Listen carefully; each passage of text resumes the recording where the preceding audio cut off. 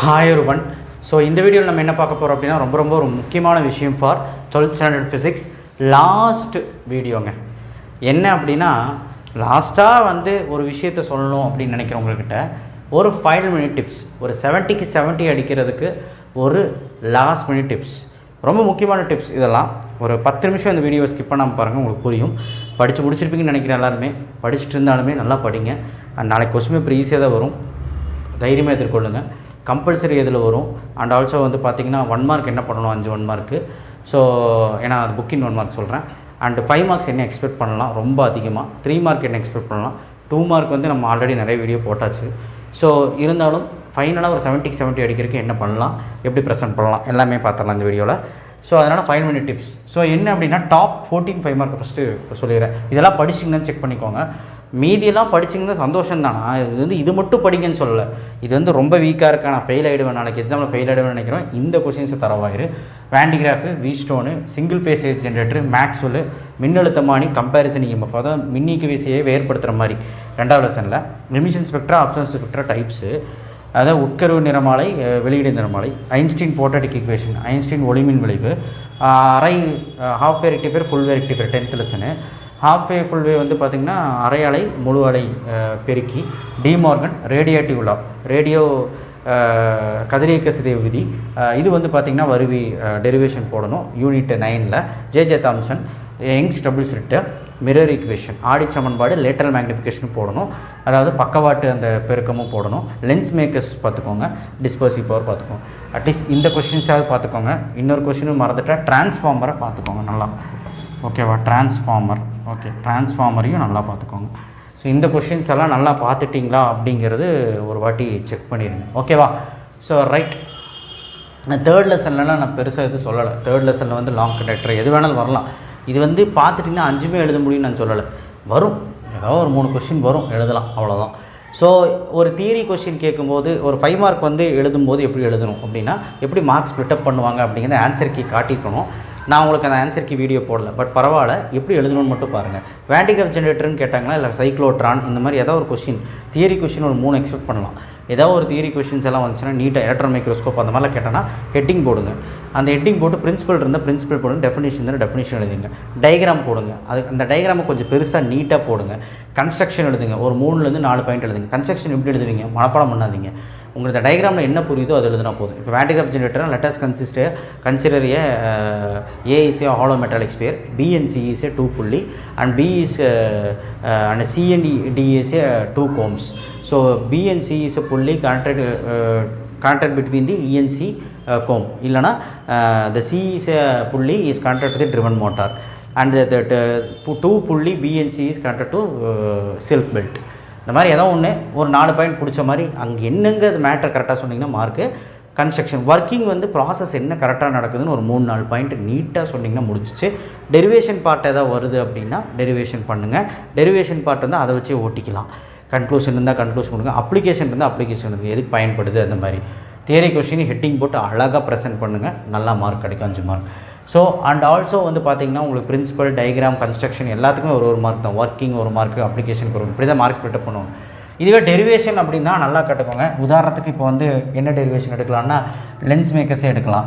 Lens makers கேட்டாங்கன்னா அந்த diagram போட்டுருவீங்க, lens மேக்கர்ஸோட diagram போட்டுருவீங்க. போட்டுட்டு லென்ஸ் மேக்கரோட ஈக்குவேஷன் எடுத்தோடனே ஒரு 4 லைன் தியரி எழுதி தெரியல, ஒரு பிரச்சனையும் இல்லை.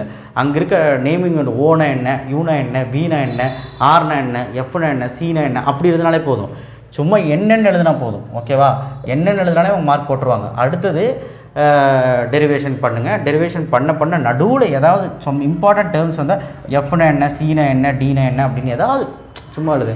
கடைசி final answer in case lens makers formula 1/f = நான் தப்பாக எழுத நினைக்கிறேன். ஸோ மிரர் ஈக்குவேஷனோட ஃபார்முலா வச்சுக்கலாம். இப்படி வந்துச்சுன்னா வீனா என்ன, யூனா என்ன, எஃப்னா என்னங்கிறது எழுதிடணும். அதே மாதிரி ஆக்சியல் லைன், ஈக்குவட்டல் லைன்லாம் பார்த்திங்கன்னா லாஸ்ட்டில் கன்க்ளூஷன் இருக்கும். ஆக்சியல் லைன்லாம் E acts in the direction of dipole moment இப்படி இருக்கும். E vector acts in direction of dipole moment அப்படின்னு இருக்கும். ஸோ அந்த மாதிரி நீங்கள் எழுதணும். ஸோ இந்த மாதிரி சின்ன விஷயங்கள் கன்க்ளூஷன்னா அந்த ஆன்சருக்கு எழுதணும். ஆன்சரை இப்படி பாக்ஸ் பண்ணுங்கள் லாஸ்ட்டில், ஓகேவா? டெரிவேஷன் நீட்டாக போடுங்க. அவங்க ரொம்ப ப்ரெசன்டேஷன்லாம் பார்க்க மாட்டாங்க, எழுதுங்க. யங்ஸ்டர் பப்ளிசிட்டெல்லாம் கேட்டால் அழகாக எழுதலாம். அந்த படம் போடுங்க, பாத் ரெஃபரன்ஸ் கண்டுபிடிங்க, எங்கள் படம் போட்டு ஒரு 3 லைன் எழுதுங்க. பாத் ரெஃபரன்ஸ் கண்டுபிடிச்சி கன்ஸ்ட்ரக்டர் இன்டர்ஃபரன்ஸ், டிஸ்ட்ரக்டர் இன்டர்ஃபரன்ஸ் ஒரு என்ன புரியுதோ அது ஃபஸ்ட் லைன் மட்டும் எழுதிட்டு சும்மா டெரைவ் பண்ணால் போதும். பேண்ட் வித் டெஃபினிஷன் எழுதி தான் எழுதணும். பேண்ட் வித் டெஃபினிஷன் எழுதி இப்படி எல்லா கொஸ்டினும் சொல்கிற டைம் இல்லை. ஸோ இந்த மாதிரி எல்லாமே நீட்டாக ப்ரெசென்ட் பண்ணிக்கோங்க, சரிங்களா? எதுவுமே எதுவும் விட்றாதீங்க. இதை தான் நான் சொல்லணும்னு நினச்சா பண்ணிவிடுங்க. 70க்கு 70 வரணும்னா இந்த கொஸ்டின் மட்டும் பார்த்தா நம்ம எல்லா கொஸ்டினும் சொல்லியிருக்கோம். 3 மார்க்கில் எது நல்லா பார்த்துக்கணும் அப்படின்னா, நீங்கள் உங்களால் படிக்க முடியலன்னா second lesson, 5th lesson, 8th லெசனாவது ஒழுக்கமாக பாருங்கள். ஆனால் செகண்ட் லெசனில் எல்லாமே பார்க்கணும். ரெசன் சீரிஸ் பேரலல் பார்க்கணும், சீபக் எஃபெக்ட் அப்ளிகேஷன் பார்க்கணும், எல்லாமே சொல்லிட்டேன், சரிங்களா? அதுக்கப்புறம் வந்து பார்த்திங்கன்னா கிர்ச்சாஃப் ரூல்ஸ் பார்க்கணும். அதாவது அதே மாதிரி 8th லெசன் எடுத்திங்கன்னா கேட்ஸ் of photo application photo cell, அதுக்கப்புறம் photo emissive law of photonic emission அதுக்கப்புறம் கேட்ஸ் ஆஃப் ஃபோட்டான், அதுக்கப்புறம் வந்து பார்த்திங்கன்னா டி ப்ரோக்ல எலக்ட்ரான், இதெல்லாம் நல்லா பார்த்துக்கோங்க. அதே மாதிரி 7th லெசனில் ப்ரூஸ்டர்லாம் ரொம்ப important. Use of polaroid, interference diffraction, Fresnel Fraunhofer, இது நல்லா பார்த்துக்கோங்க. 6th லெசன் எடுத்திங்கன்னா relation between F and R, அதெல்லாம் நல்லா பார்த்துக்கோங்க. அதுக்கப்புறம் வந்து கிரிட்டிக்கல் ஆங்கிள், டோட்டல் ரிஃப்ளெக்ஷன், முழு அக எதிரொலிப்பு அப்படி என்றால் என்ன, அதோட நிபந்தனை, டோட்டல் ரிஃப்ளெக்ஷன் கண்டிஷன்ஸ், இதெல்லாமே நல்லா பார்த்துக்கோங்க. எனர்ஜி லாஸ் என்ன டிரான்ஸ்ஃபார்மர், ஜூனில் வந்த கொஷின்ஸ் எல்லாமே நல்லா பார்த்துக்கோங்க. பிரின்சிபல் ஆஃப் பொட்டன்ஷியோமீட்டர் கேட்குறாங்க செகண்ட் லெசனில், அதாவது மின்னழுத்தமானியின் தத்துவம்.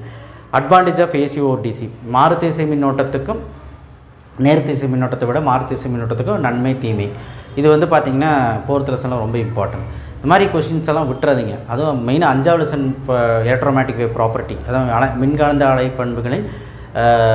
பண்புகள் ஒரு 6 பாயிண்ட் 3 பாயிண்ட் அதை 6 பாயிண்ட் படித்து வச்சுக்கோங்க.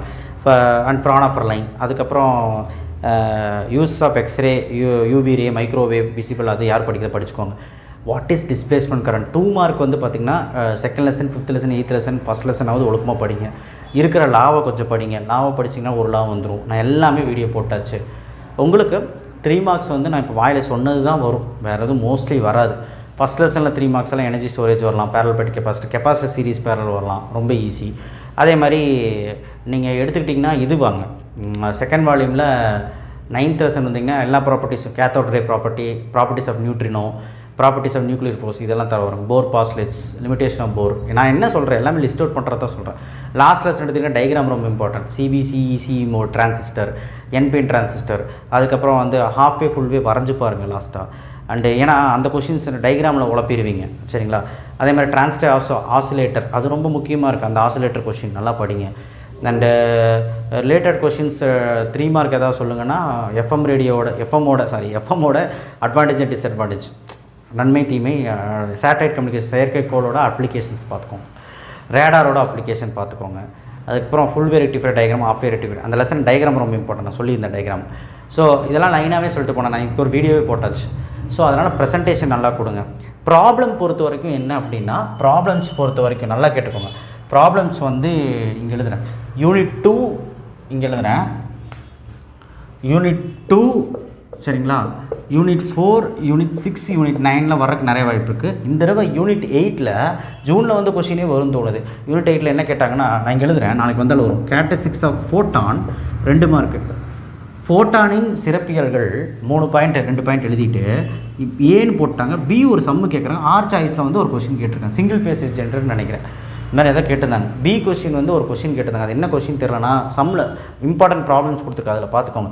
2EV அப்படின்னு வரும். நான் பார்த்துட்டு சொல்கிறேன், ஒரே நிமிஷம் இருங்க.